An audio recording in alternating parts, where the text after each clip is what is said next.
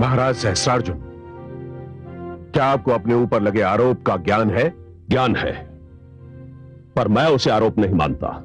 इसका अर्थ यह हुआ कि आप एक निशस्त्र और निर्दोष बालक को घायल करना अपराध नहीं मानते। वो निशस्त्र अवश्य था, निर्दोष नहीं। उसने एक राजा का मार्ग रोकने का साहस किया। यह सत्य नहीं है, ये सत्य नहीं है ऋषिवर।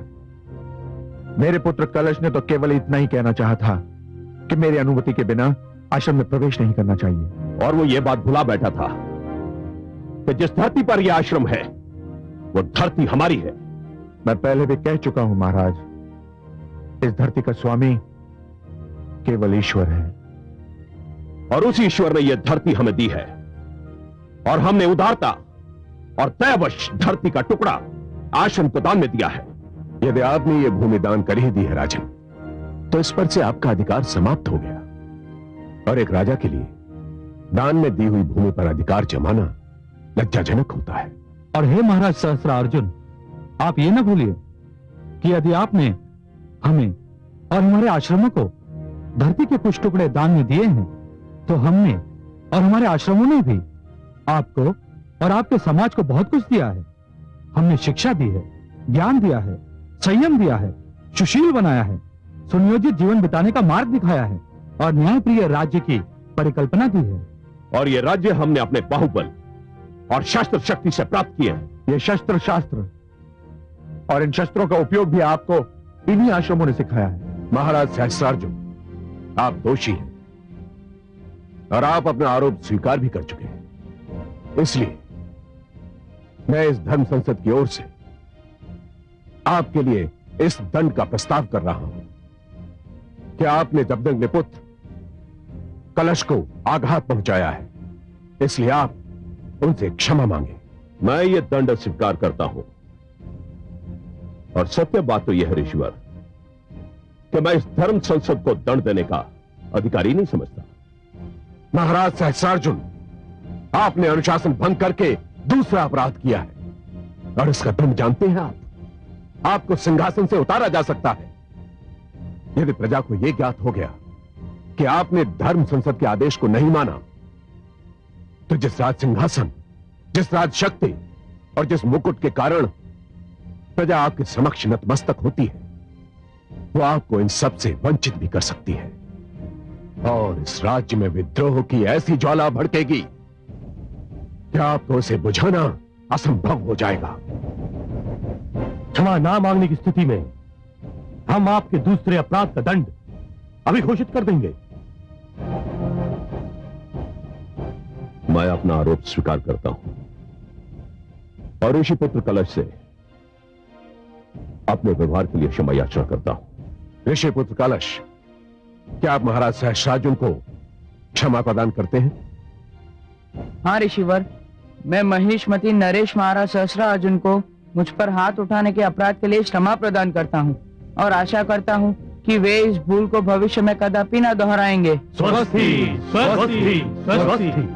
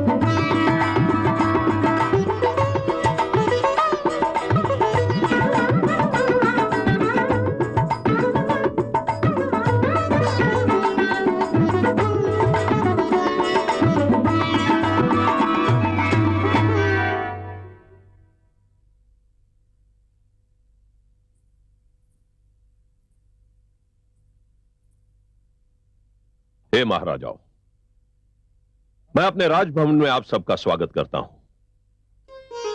मैं आपके पराक्रम से, आपके यश से, आपके शौर्य से भली भांति परिचित हूं। आप उसी प्रकार पृथ्वी की शोभा बढ़ाते हैं जिस प्रकार सूर्य और चंद्रमा नवमंडल की शोभा बढ़ाते हैं। मैं आपके बल को, आपके तेज को बारंबार प्रणाम करता हूं।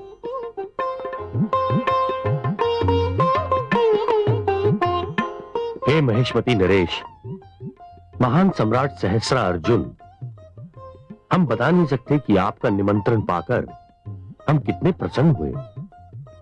हमें लगा इतनी महानता पाल लेने के बाद भी आप हम जैसे राजाओं को भूले नहीं। नहीं मेरे पूज्य अतिथिगण, आप सब महान हैं। मेरे औपचारिक निमंत्रण पर, मेरे बुलाने पर भी आप सब यहां आ गए। ये महानता नहीं तो और क्या है? हमें आशा है कि आप अपने निमंत्रण का कारण भी बताएंगे। अवश्य। हे आदरणीय राजाओं, मैंने आपको इसलिए कष्ट दिया है कि मैं आपके साथ ऋषियों के आचरण और आश्रम की बढ़ती हुई शक्ति के बारे में विचार विमर्श करना चाहता था। हाँ, हमें समाचार मिल चुका है कि धर्म संसद ने आपको दंड दिया है। दंड? आप इसे दंड कहते हैं? नहीं, अपमान है ये, खुला अपमान। और ये अपमान केवल सम्राट सहस्रा अर्जुन का ही नहीं था, एक ऐसी चुनौतीपूर्ण ललकार थी जिसकी गूंज हमारे जनपदों तक भी पहुंच चुकी है। ऋषि ये बताना चाहते हैं कि वो हमसे कई अधिक बलवान हैं। मुझे प्रसन्नता है कि मुझे इस अप्रिय घटना की व्याख्या नहीं करनी पड़ी। आप स्वयं समझ गए। हम ये भी समझ गए हैं कि ये केवल आपका नहीं, हम सबका अपमान है। हमारी शासन प्रणाली का अपमान है, मुकुट का, सिंहासन का, सत्ता के महान प्रतीकों का अपमान है। आज जो महाराज सहस्त्र अर्जुन के साथ हुआ है, कल हम में से किसी के साथ भी हो सकता है।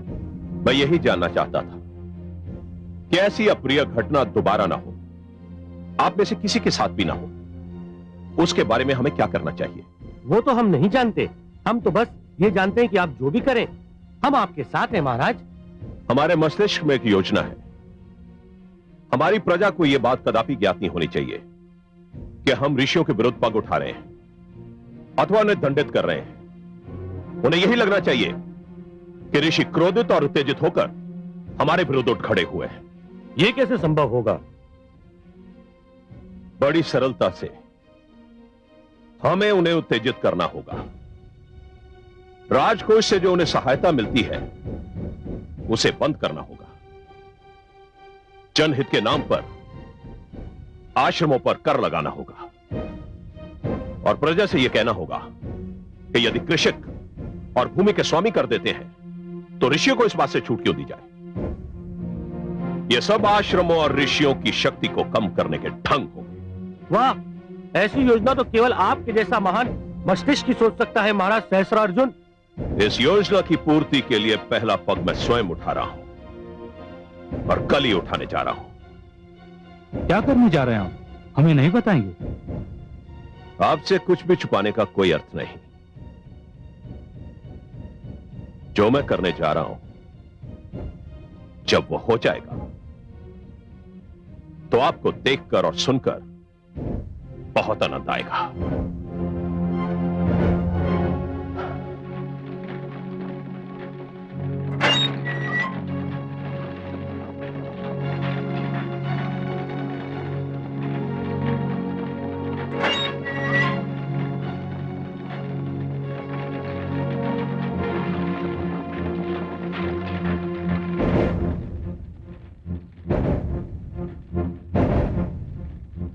मैंने तुमको कितना रोका कि सुनार अभी जाग रहा होगा, उसके घर में मत घुसो, लेकिन तुम लोग नहीं माने। अंततः हम पकड़े गए ना। मुझे क्या पता था कि हमारे गिरोह की दशा उत्तम नहीं है। पता नहीं अब हमारा क्या होगा। अरे होगा क्या? महाराज सहस्त्र अर्जुन के राज्य में न्याय की आस करना ही समय नष्ट करना है। उनके राज्य में चोरी करना पाप नहीं, पकड़ा जाना पाप है। खोलो, चलो, महाराज ने तुम्हें बुलाया है। इस समय अर्धरात्रि को? हाँ, अभी इसी क्षण। लगता है मारे गए। दंड तो प्रातः काल भी दिया जा सकता है, रात्रि तो कट जाने दीजिए। चलते हो या मारते मारते ले चलूं? चलते हैं भाई। जो भाग्य में लिखा है वो तो होना ही है।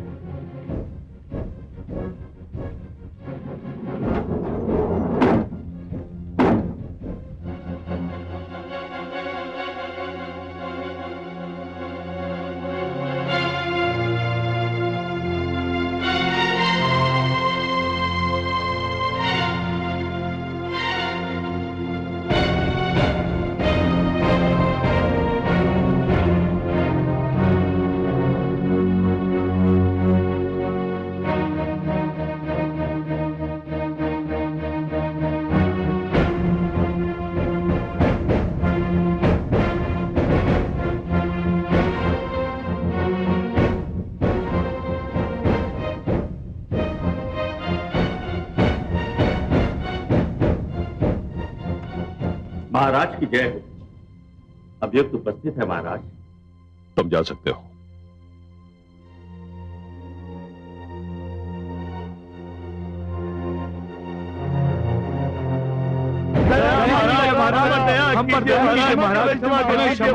महाराज, हम अपने बाल बच्चों की सौगंध खाकर कहते हैं महाराज कि अब हम भविष्य में कभी चोरी नहीं करेंगे। बस एक बार हमें सुधरने का अवसर दे महाराज, सदा हम आपके आभारी रहेंगे महाराज। यदि चोरी के आरोप में हमारे हाथ काटे न जाए तो हम इन हाथों से जीवन भर मंदिरों की सीढ़ियां स्वच्छ करेंगे महाराज। तुम लोगों के हाथ नहीं काटे जाएंगे। तो क्या गले काटे जाएंगे महाराज? नहीं महाराज नहीं, हमने तो सिर्फ चोरी ही की है, किसी के प्राण तो नहीं लिए। इतना कठोर दंड हमें ना दे महाराज, हम पर दया कीजिए। संभव है कि तुम लोगों के गले भी ना काटे जाएं। तो फिर क्षमादान भी दिया जा सकता है। क्षमादान? महाराज, कहीं मैं सोते में सपना तो नहीं देख रहा हूं? नहीं, तुम सपना नहीं देख रहे, बल्कि यह सत्य है कि तुम लोगों को क्षमा भी किया जा सकता है। हो सकता है कि तुम लोगों को पुरस्कार देकर राज्य की सीमा से बाहर जाने की अनुमति भी मिल जाए, लेकिन यह तभी संभव है यदि तुम मेरा कहा मान लो, मेरे आदेश का पालन करो। महाराज, हम तो जन्म से आपके सेवक हैं, आपके दास हैं महाराज। आपके आदेश का पालन करना तो हमारा धर्म है महाराज। आप तो केवल आज्ञा दीजिए महाराज। तुम्हें एक स्थान से गौएं चुराना है। महाराज, चोरी करना तो हमारा जन्मजात व्यवसाय है, इसलिए तो भगवान ने हमें इस धरती पर भेजा है। परंतु वो स्थान है कहाँ? वो स्थान एक ऋषि का आश्रम है। ऋषि का आश्रम? हाँ, तुम्हें ऋषि जमदग्नि के आश्रम से उनकी गौएं चुराना है। तुम उन गौओं को चुराकर उन्हें कहीं भी बेच सकते हो और उस धन को हमारी तरफ से पुरस्कार समझ लेना। क्षमा करें महाराज, हम लोग तो केवल चोर हैं और चोरी के अतिरिक्त हमें कुछ आता भी नहीं। परंतु ऋषि आश्रम तो एक पवित्र स्थान है, जहां पर ऋषिगण हमारे ही बाल बच्चों को शिक्षा दीक्षा प्रदान करते हैं महाराज। ऐसे पवित्र स्थान पर चोरी करने में हमें अत्यंत पीड़ा होगी महाराज। तो मुझे तुम तीनों को मृत्युदंड देने में किसी प्रकार की पीड़ा नहीं होगी। कारागार अधिकारी,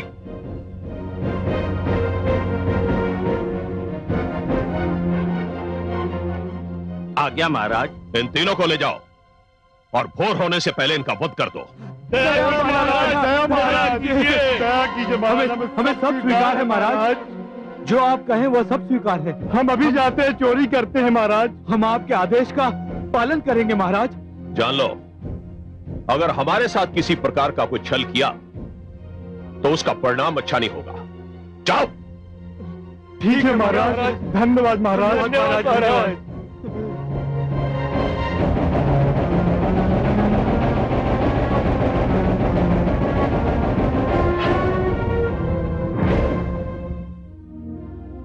देखिए महादेवी, देखिए, इसी प्रकार आरंभ होता है राजनीति और अपराध का गठजोड़। शासक अपने प्रतिद्वंदियों को नीचा दिखाने के लिए अपराधियों से सहायता लेने लगते हैं और फिर हो जाता है राजनीति का अपराधीकरण। राजनीति में अपराध का प्रवेश समाज के लिए हानिकारक है, राष्ट्र के लिए हानिकारक है। और फिर अपराध का राजनीतिकरण? दया आ रही है मुझे सहस्त्रार्जुन पर। इतना शक्तिशाली और बलवान सम्राट होते हुए भी अपनी महत्वाकांक्षा के कारण आज चोरों का आश्रय लेने पर विवश हो गया है। कमल नयन, मुझे सहस्त्रार्जुन राजा नहीं भिखारी लगने लगा है। अपने अपमान के प्रतिशोध के लिए चोरों और लुटेरों से सहायता मांग रहा है। इससे अच्छे तो वो अपराधी हैं जो आश्रम के विरुद्ध कुछ करने के लिए झिझके थे। उनकी अंतरात्मा ने उन्हें पल भर के लिए रोका था और आज भी वो जो करने जा रहे हैं वो केवल मृत्यु के भय से। इतना भयभीत है सहस्त्रार्जुन आश्रमों के अस्तित्व से। हाँ महादेवी, वो वास्तव में भयभीत है और इसीलिए अत्याचारी भी है, क्योंकि अत्याचार भी भय का ही तो एक रूप होता है महादेवी। अत्याचारी वही होता है जो भीतर से भयभीत होता है, जो भीतर से स्वयं को असुरक्षित पाता है। पर क्यों? ऋषियों ने ऐसा क्या कर दिया है? महादेवी, जिस प्रकार एक मदोन्मत्त गज अपनी पीठ पर बैठे हुए महावत और उसके अंकुश को शरीर से झटक कर फेंक देना चाहता है, उसी प्रकार सत्ता की मदिरा में चूर सत्ताधारी स्वयं पर कोई रोग, कोई विरोध सहन ही नहीं कर पाता। और इसीलिए तो ऋषिगण और उनकी धर्म संसद बनाई गई थी कि राजा जनहित के विरुद्ध कुछ ना करे, अपनी शक्ति और सत्ता का अनुचित प्रयोग ना करे, कभी अपना संयम न खोए। परंतु दुर्भाग्य से महादेवी, सहस्रार्जुन इसे अपनी स्वतंत्रता पर लगा हुआ पहरा समझ बैठा है। परंतु हे कमल नयन, दुख का विषय तो यह है कि ऋषिगण भी मानव हैं और सहस्रार्जुन भी। जो भी हो रहा है उसके फलस्वरूप तो मानव ही मानव से टकराएगा ना। फिर कोई भी जीते कोई भी हारे, वास्तविक हार तो मानवता की ही होगी। महादेवी, यदि ब्रह्मा का यही निर्णय है तो यही सही। पर यह तो आप देख ही रही हैं ना कि टकराने वाले दो मानवों में से एक के पास बाहुबल है तो दूसरे के पास बुद्धि बल, एक के पास शस्त्र है तो दूसरे के पास शास्त्र। देख रही हूँ कमल नयन, और ये भी देख रही हूँ कि युद्ध में बुद्धि वो कार्य नहीं कर सकती जो भुजा करती है। शास्त्र शस्त्रों की भांति प्रहार नहीं कर सकते। जानता हूं प्रिय, और इसीलिए मैं समस्त मानव लोक को नष्ट नहीं होने दूंगा। मैं उनकी रक्षा करूंगा जो असहाय हैं, दुर्बल हैं, परंतु मानवता को जिनकी आवश्यकता है।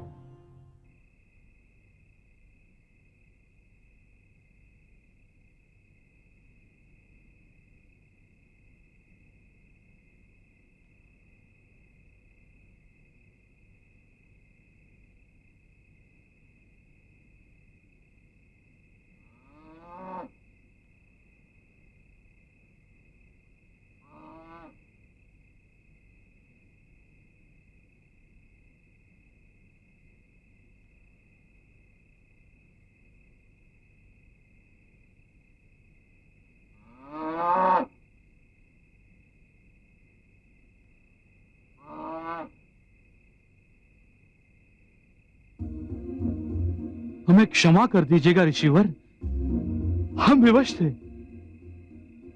हम जो भी कर रहे हैं उस पर हमारी अंतरात्मा हमें धिक्कार रही है। परंतु चोरी हम अपने प्राणों को बचाने के लिए कर रहे हैं।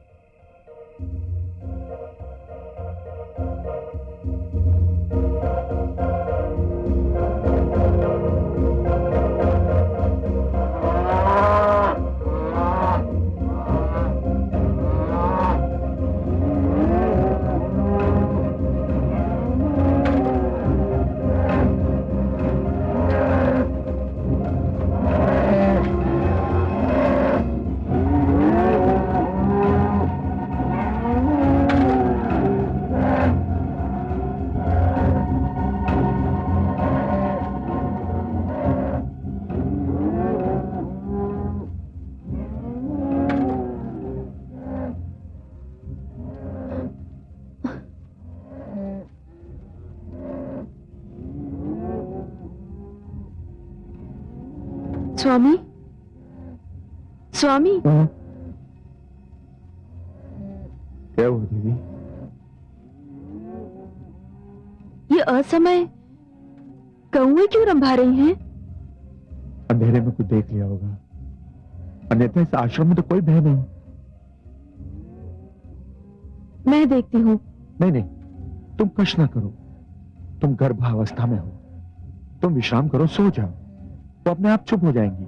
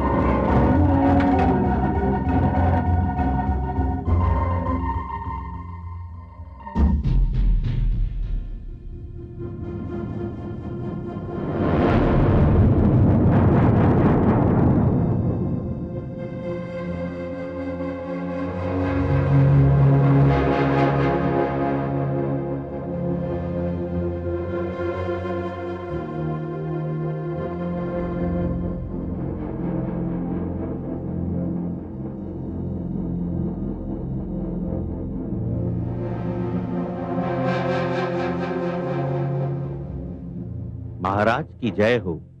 अभियान पूरा हुआ महाराज। आपके ये तीनों दास अपने कार्य में सफल होकर लौटे हैं। हम बहुत प्रसन्न हुए। अब इन तीनों के लिए आदेश क्या है? इन तीनों ने बहुत भला कार्य किया है, हमारे आदेश का पालन किया है, और हम नहीं चाहते कि इस कार्य की भनक किसी को भी मिले। हम चाहते हैं कि यह भेद कभी ना खुले कि यह कार्य किसने किया। हम नहीं चाहते कि यह रहस्य कभी भी प्रकट हो कि यह कार्य किसने करवाया है।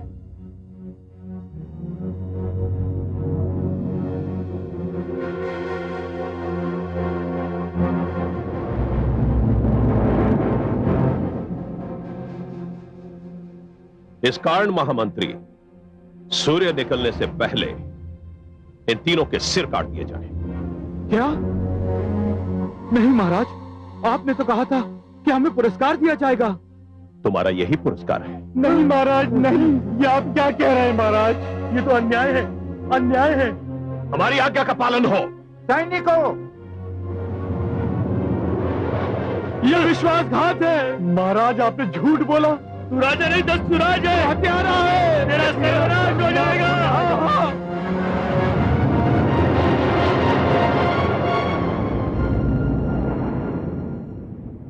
राजा को ईश्वर के अधिकार प्राप्त होते हैं, और ईश्वर कभी भूल नहीं करता।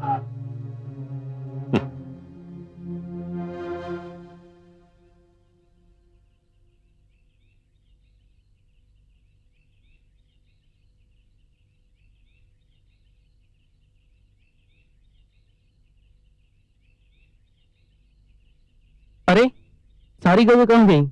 मैंने तो उन्हें अपने हाथों से घुटों से बांधा था। कहीं चोर तो नहीं लेगा सारी गौओं को हक कर। गुरुदेव को चल के सूचना देते हैं। चलो चलो।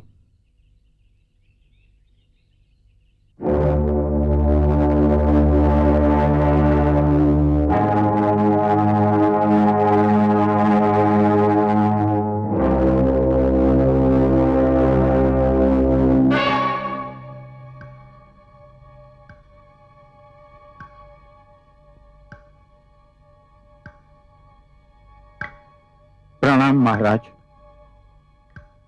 कहिए महामंत्री जी, जमदग्नि आश्रम में रात की घटना की क्या प्रतिक्रिया हुई है? सर्वथा वैसी ही जैसी हमने आशा की थी। आश्रम में सनसनी फैली हुई है। कोई कल्पना भी नहीं कर सकता था कि आश्रम की गौएं भी चुराई जा सकती हैं।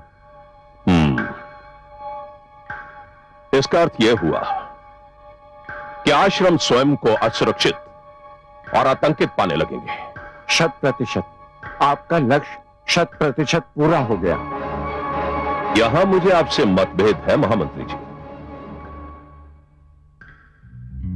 मेरा लक्ष्य अभी पूरा नहीं, प्रारंभ हुआ है। अर्थात आप कुछ और भी करना चाहते हैं? हां महामंत्री जी, हम जो कुछ करना चाहते हैं उसके लिए आपको हमारा आदेश लेकर ऋषि जमदग्नि के आश्रम जाना होगा। जी, मुझे? हां महामंत्री, स्वयं आपको।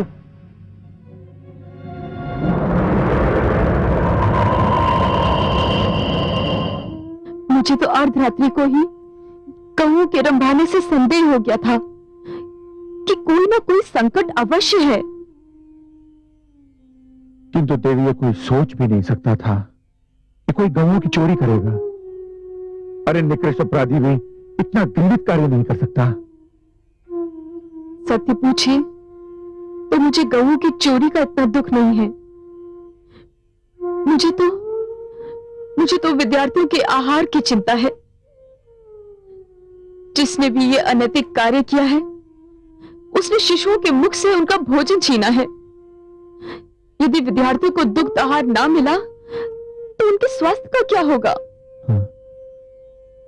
मैं सोचता हूं कि मैं स्वयं महाराज सहस्त्र अर्जुन के पास जाऊं। तो राजा है, देश में शांति और सुरक्षा व्यवस्था करना उनका धर्म है। उनके रहते हुए देश में लूटमार हो तो स्वयं उनके लिए लज्जा का विषय है। सिद्धांत रूप से तो आप सत्य कह रहे हैं, किंतु पुत्र कलश वाली घटना के उपरांत क्या उनका व्यवहार अब भी वैसा ही होगा जैसा पहले था? एक निजी समस्या थी देवी। राजा न्याय करते समय अपनी भावना से न्याय को प्रभावित नहीं होने देता। वो एक पिता और एक राजा के मध्य वाद विवाद का विषय था, परंतु ये तो व्यवस्था का विषय है। प्रजा का दुख, उसकी विपदा राजा नहीं सुनेगा तो और कौन सुनेगा? हमें नागरिक होने के नाते ये अधिकार प्राप्त है देवी कि हम महाराज से हानिपूर्ति की मांग कर सकते हैं। प्रणाम ऋषिवर। प्रणाम महामंत्री जी, आपका स्वागत है। पधारिए। बड़े उचित समय पर आए हैं। लगता है कि महाराज सहस्त्र अर्जुन को आश्रम में गौों की चोरी की सूचना मिल चुकी है, तभी तो मैंने आपको भेजा है यहां। मुझे तो उन्होंने आपके लिए एक संदेश देकर भेजा है। मेरे लिए संदेश? क्या संदेश भेजा है महाराज ने? ऋषिवर, महाराज सहस्त्रार्जुन ने संदेश भेजा है कि उन्होंने राज्य की उन्नति के लिए कई योजनाओं की घोषणा की है। प्रजा की सुविधा के लिए यातायात के आधुनिक साधन, कृषकों की सहायता के लिए नए बांध इत्यादि इनमें प्रमुख हैं। इन योजनाओं के लिए बहुत अधिक धन की आवश्यकता है। परंतु महामंत्री जी, आप ये सब बातें मुझसे क्यों कह रहे हैं? आप कहना क्या चाहते हैं? ऋषिवर, महाराज इस निष्कर्ष पर पहुंचे हैं कि जनहित की योजनाओं के लिए धन जुटाने के उद्देश्य से अनावश्यक व्यय बंद करने होंगे। इसलिए उन्होंने ये निर्णय लिया है कि आपके आश्रम को जो आर्थिक सहायता राजकोष से मिल रही है वह स्थगित कर दी जाए।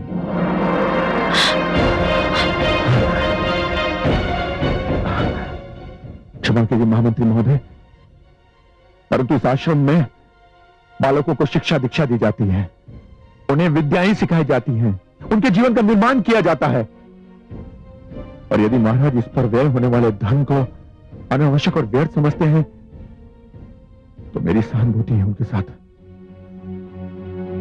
महाराज तो ये भी भली भांति जानते हैं कि जो कुछ भी धन वो मुझे देते हैं, मैं अपने और अपने परिवार के पोषण पर नहीं बल्कि इन विद्यार्थियों और शिक्षार्थियों के खान पान रहन सहन पर व्यय करता हूं। महामंत्री जी, यदि यह सहायता रुक गई तो इन विद्यार्थियों का क्या होगा? अरे शिक्षा ही समाप्त हो गई तो यातायात के साधन और बांध क्या करेंगे? ऋषिवर, मुझे खेद है कि मैं आपके इस प्रश्न का उत्तर नहीं दे सकता। मेरा कर्तव्य था आपको महाराज का संदेश सुनाना, सो पूरा हुआ। अब मैं अनुमति चाहूंगा। प्रणाम। रुक जाइए महामंत्री जी, मेरी बात तो सुन लीजिए। नहीं गुरुदेव, जाने दीजिए महामंत्री जी को, मत रोकिए उन्हें। नहीं पुत्र, ये शेषव विद्यार्थियों का प्रश्न है, उनके जीवन का प्रश्न है। जो इस आश्रम में रहते हैं उनका क्या होगा? इस आश्रम का क्या होगा? यह आश्रम इसी भव्यता से चलता रहेगा। परंतु कैसे पुत्र? इस आश्रम को चलाने के लिए धन की आवश्यकता है, और ये धन कहां से आएगा? धन हम लाएंगे गुरुदेव। तुम लाओगे? तुम कहां से लाओगे? हम नगर नगर जाकर दान मांगेंगे, द्वार द्वार पहुंचकर भिक्षा मांगेंगे गुरुदेव। तुम दान मांगोगे, भिक्षा मांगोगे? हाँ गुरुदेव, और इसमें दोष ही क्या है? जब स्वयं भगवान भिक्षा मांग सकते हैं तो हम क्यों नहीं मांग सकते गुरुदेव? भगवान ने मानवता के लिए भिक्षा मांगी थी, हम शिक्षा और विद्या के लिए भिक्षा क्यों नहीं मांग सकते गुरुदेव? पुत्र, सुन लिया महामंत्री जी, आप प्रस्थान कर सकते हैं और अपने महाराज से कहिएगा कि अब हमें उनके दान की कोई आवश्यकता नहीं। प्रणाम।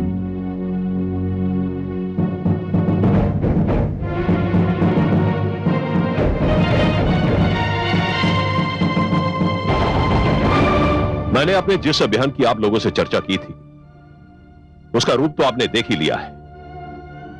मैंने अपने अभियान का पहला चरण पूरा कर लिया है।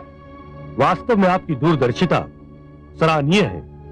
एक ही प्रहार में आपने आश्रम की शक्ति आधी कर दी है। आश्रम की आर्थिक सहायता बंद करके आपने उनके बल का मुख्य साधन समाप्त कर दिया है। परंतु ऋषि जमदग्नि के शिष्यों ने भिक्षा मांगने का निर्णय लेकर उस हानि का तोड़ भी सोच लिया है। तोड़? राजकोष से जो धन मिलता था, भिक्षा से क्या उसका 10वां भाग भी जुटा पाएंगे ये मूर्ख ऋषि? कदापि नहीं। इसकी तो कल्पना भी व्यर्थ है। मित्रों, मैंने राह दिखा दी है। आगे बढ़ने की बारी आपकी है। हमें ऋषियों का अहंकार तोड़ना है और उनके आश्रमों को विध्वंस करना है। पर हमें क्या करना होगा? वही जो मैंने किया है। आप अपने अपने राज्य में आश्रमों की आर्थिक सहायता बंद कर दें और नए कर लगाएं, और जो भी आश्रम कर देने में असमर्थता व्यक्त करे उसे फूंक दें। हमें ऋषियों के आतंकवाद को समाप्त करके ही दम लेना है। अवश्य, यह बहुत ही आवश्यक है। हम आपसे पूर्णतः सहमत हैं। हाँ, हम आपसे पूर्णतः सहमत हैं।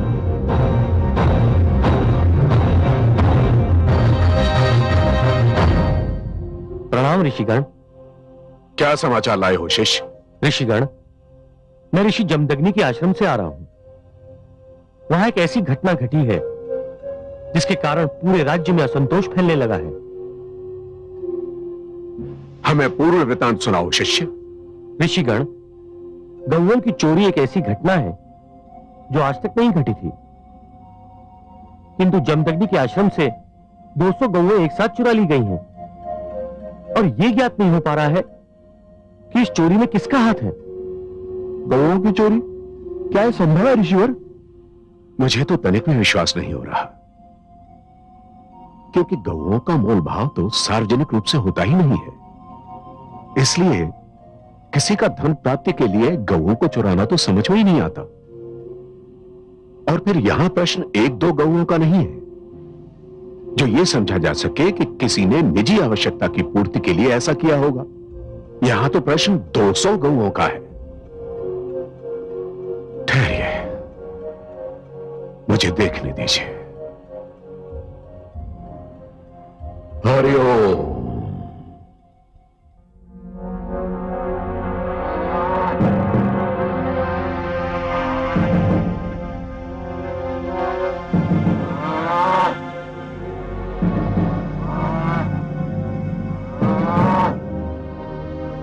इन गौओं की अच्छे से देखभाल की जाए, इन्हें चरने के लिए बाहर न ले जाया जाए, और इस बात का सदैव स्मरण रहे कि प्रजा की दृष्टि इन पर कदापि नहीं पड़नी चाहिए।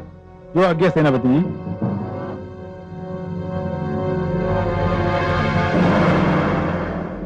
ये तो अनर्थ है, घोर अनर्थ। क्या हुआ ऋषिवर? यह एक गहरे संकट की घोषणा है ऋषिगण। जैसा कि मैं पहले भी कह चुका हूं, कुछ राजा और नरेश गुरुकुल संस्था पर आक्रमण करने के लिए उतावले हो रहे हैं। मेरा संदेह उचित सिद्ध हुआ। आक्रमण आरंभ हो चुका है। हे ऋषिवर, हम विस्तार से सुनने के लिए व्याकुल हैं। ऋषि जमदग्नि के आश्रम से 200 गौओं की चोरी में राजा सहस्रार्जुन का हाथ है, और ये सारी गौएं उन्हीं के पास है। यह तो बहुत घृणित कार्य है ऋषिवर। हमें मौन नहीं रहना चाहिए। गुरु वशिष्ठ, आपके विचार से हमें क्या करना चाहिए? राजा सहस्रार्जुन ने ऋषि जमदग्नि से अपने अपमान का प्रतिशोध लिया है, और प्रतिशोध लेने की धुन में वे अपना राजधर्म भी भूल गए। हमें उनको राजधर्म पुनः स्मरण कराना है। इसलिए हे शिष्य, तुम पुनः उनके पास जाओ और भरे सभागृह में जाकर उनके इस कुकृत्य का भंडाफोड़ कर दो। उन्हें बताओ कि हमें ज्ञात है, हमें सब कुछ ज्ञात है। उनसे कहना कि एक राजा को चोरी करना या करवाना शोभा नहीं देता। उनसे यह भी कहना कि धर्म संसद ने गुरुकुल संस्था पर किए गए इस प्रहार को बहुत गंभीरता से लिया है, और भविष्य में ऐसा कुकृत्य नहीं होना चाहिए।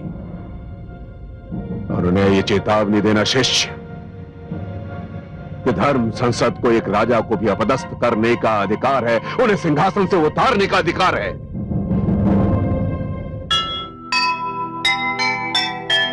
अपनी सीमा में रहे, सबको बांटे न्याय, राजा का ये धर्म है, अपना धर्म निभाए। जिस राजा को हो गया सत्ता का अभिमान, उसका पतन समीप है, रहे सदा ये ध्यान, रहे सदा ये ध्यान।